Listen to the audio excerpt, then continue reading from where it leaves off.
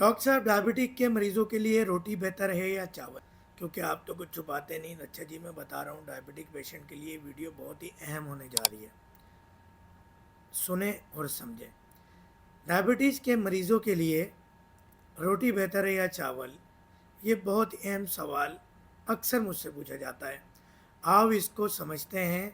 आज मैं आप लोगों को आसान तरीके से समझाता हूँ। यह हमारे ग्लाइसेमिक इंडेक्स पर मुनहसर होता है। ग्लाइसेमिक इंडेक्स का मतलब ये होता है कि हमारे जिस्म में शुगर कितनी तेज़ी से बढ़ रही है। चावल का ग्लाइसेमिक इंडेक्स ज़्यादा होता है, तकरीबन 70 से 75। इसलिए इसे खाने से शुगर हमारे जिस्म में ज़्यादा तेज़ी से बढ़ती है। रोटी का ग्लाइसेमिक इंडेक्स कम होता है, यानी चावल के मुकाबले में शुगर की रफ्तार कम होती है, जिसकी वजह से शुगर कम बढ़ती है।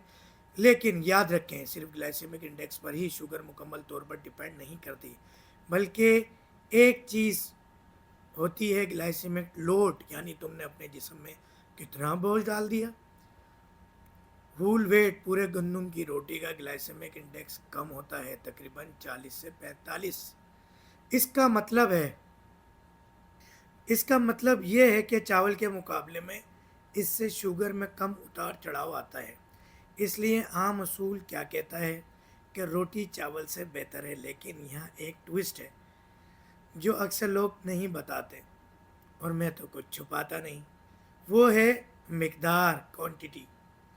यानी अगर आप क्या चीज़ कितनी खा रहे हैं, किसमें ग्लाइसेमिक लोड कितना है, अपने जिस्म पर शुगर का कितना बोझ डाल रहे हैं। याद रखें, अगर कोई बंदा 30 से 40 रोटियां खा रहा है, दूसरा शख्स एक छोटी प्याली चावल खा रहा है, तो हो सकता है कि 30-40 रोटी खाने वाले का शुगर लेवल ज़्यादा है।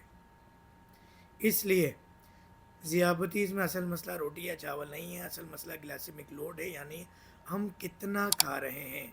बाकी ऐसी मालूमाती वीडियोस के लिए हमारे channel doctor Faheem herbalist, herbal hills, चाहे वो यूट्यूब हो, टिकटॉक हो, फेसबुक हो, इन सबको फॉलो कीजिए, क्योंकि मैं तो कुछ छुपाता नहीं। और फिर आपको मिलेंगे फ़ायदे ही फ़ायदे।